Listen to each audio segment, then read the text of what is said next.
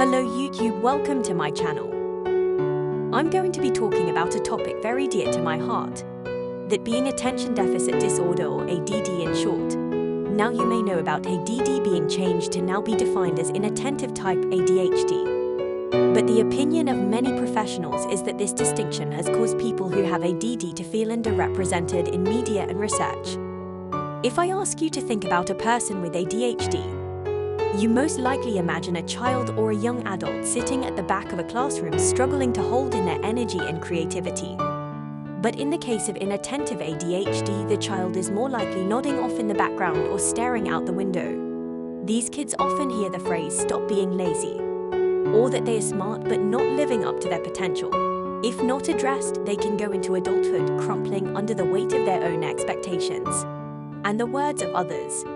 Research has shown people with inattentive ADHD are likely to receive higher criticism and reduced warmth by their parents, and also on average, be less well received by their peers as children. This constant battle between a person and their perceived self-worth can have huge impacts on their development into adulthood. These people often go through life feeling like they are mentally lagging compared to their peers, which can be partially true as brain development periods differ compared to neurotypical people.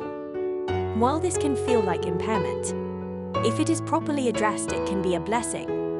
And we should remind ourselves that being neurodivergent also means that you experience reality with a different outlook and perspective. And there is beauty in that.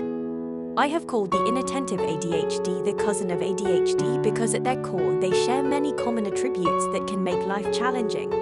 Attributes such as issues with impulse control, disorganization, issues staying focused, and short and long-term memory impairment. I personally can remember many times in school, I would be sitting in class trying to focus and my mind would start to shut off. At the time I thought it was normal and that I would grow out of it, but then I got to university and I would literally fall asleep during a 45-minute lecture. To deal with this, I was pinching my leg or fiddling with a pen to keep stimulated, but that only delayed the inevitable. Stories like mine are not uncommon for people with inattentive ADHD. These people often have similar childhood stories, such as being that child that was constantly reprimanded by their parents for not doing the dishes, and feeling guilty for simply forgetting even though they were constantly reminding themselves.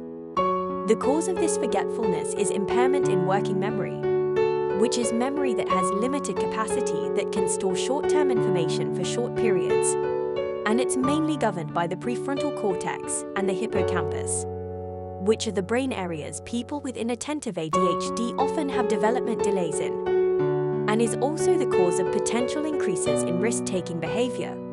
I can recall a million times where someone has told me their name, and I've instantly forgotten or misremembered, like I had received the information playing the telephone game, that being a game where people whisper a phrase one by one in circle till the last person receives a very different phrase than originally intended. For those who are interested, I will be doing another video to go into more detail on the topics discussed. But working memory issues falls into the blanket of executive dysfunction, which impacts attention, memory, time and emotional regulation. But there is empowerment in understanding yourself. Neil deGrasse Tyson once did a speech about his colleagues who have autism, inattentive ADHD, or dyslexia. This video is linked in the description for those who are interested. But the key takeaway was that he mentioned that these people learnt about themselves and make adjustments for their dysfunctions, such as if they have issues with reading, they would spend more time reading in a clean environment. Now I know how that sounds like a very simple solution, but this can be very difficult for people with inattentive ADHD. But these people understood the cause of their issues, and that they have taken steps to make their life easier. After all, you must remind yourself that while you may have issues with working memory, making adjustments such as carrying a journal around to write those pesky tasks and names will greatly improve your quality of life. The important thing is to not be afraid of yourself and embrace your condition.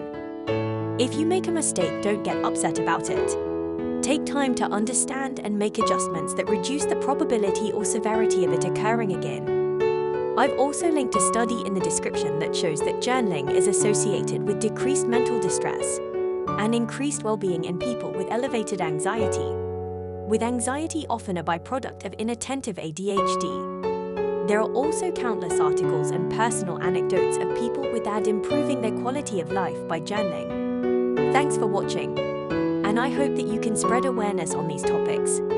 Because while the world has become a more understanding space, there is still more to be achieved.